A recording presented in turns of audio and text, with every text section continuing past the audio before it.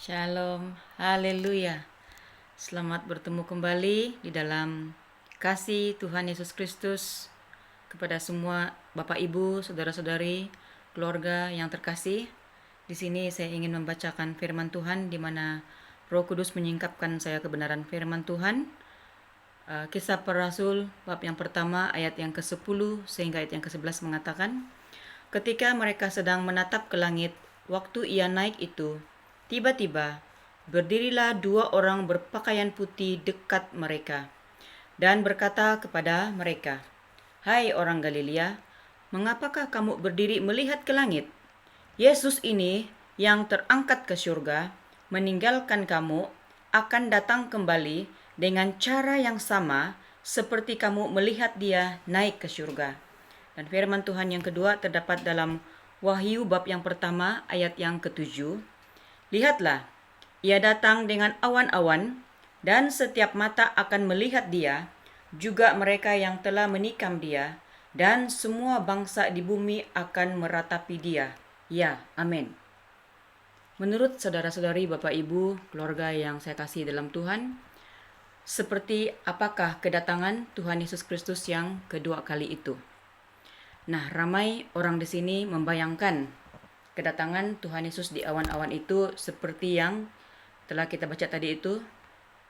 Dengan gilang gemilang Tuhan datang dengan para malaikatnya di awan-awan yang dapat kita saksikan dengan mata kasar kita ini. Nah, di sini suatu ketika saya bertanya-tanya kepada Tuhan, Tuhan tunjukkanlah saya apakah maksud firman-Mu ini. Roh Kudus mengatakan seperti ini dalam hati saya, saudara. Dia katakan, ramai orang membaca firman-Ku secara hurufiah dan mengerti akan firman-Ku secara hurufiah, yaitu harafiah, yang tersurat, apa yang telah tertulis. Tetapi kata Roh Kudus yang berkata-kata di dalam hati saya, ingatlah ketika aku ada bersama para muridku. Aku banyak mengajar dalam perumpamaan-perumpamaan, dan ahli kitab, guru-guru Taurat, orang-orang Farisi tidak memahaminya. Bahkan murid-murid pun tidak mengerti tentang perumpamaan yang aku berikan. Sehinggalah Tuhan Yesus Kristus sendiri memberitahu mereka arti perumpamaan itu. Nah, saudara, Tuhan itu adalah roh.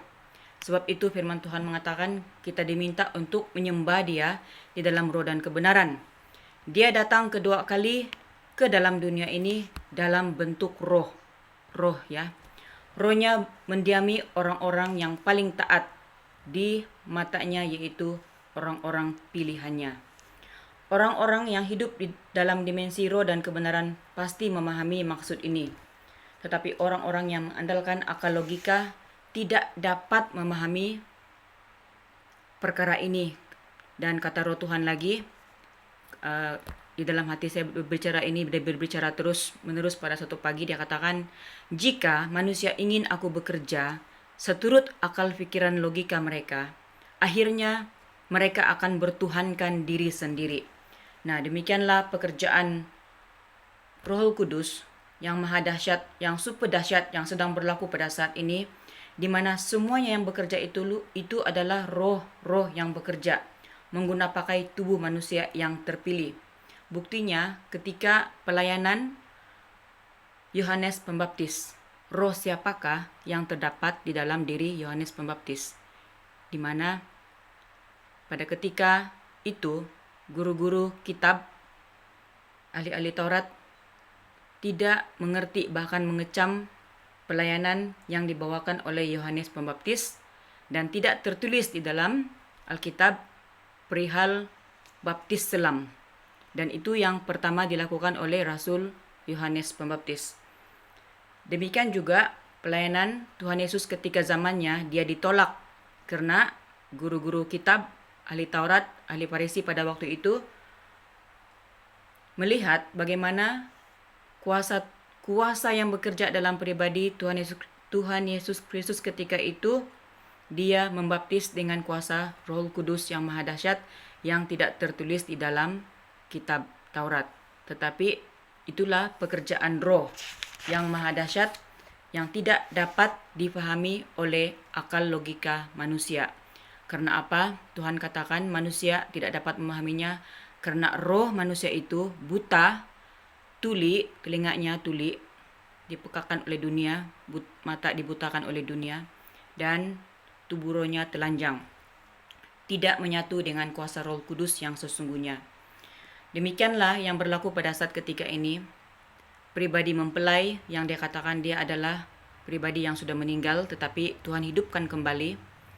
Kalau kita mengikuti kesaksian-kesaksiannya yang maha dahsyat, Tuhan sudah menghidupkan dia ketika dia dibunuh oleh dukun, ketika dia diperkosa, dan pada ketika itu Tuhan memberikan roh malaikat sendiri hidup di dalam jasad pribadi mempelainya Ibu V untuk pelayanan akhir zaman ini sebagai malaikat khusus kitab Wahyu. Demikian juga dalam pribadi malaikat Mikael, sesungguhnya roh malaikat Mikael lah yang memakai dia. Demikian juga pribadi Kevin Salim, roh malaikat Rafael lah yang berdiam di dalam tubuh mereka pada saat ini. Demikianlah juga bagi saksi, kedua saksinya, Wita dengan Angel, roh Henok dan Elia lah yang bekerja di dalam tubuh mereka, menyatakan perkara-perkara alam roh syurgawi, membongkarkan segala kesesatan yang berlaku dalam dunia ini. Tetapi manusia mengatakan tidak tertulis di dalam Alkitab. Manusia meminta menunjuk di mana ayat di dalam Alkitab. Tetapi ayat-ayat itu saudara ada dalam dimensi roh dan kebenaran. Adalah rahasia-rahasia Tuhan.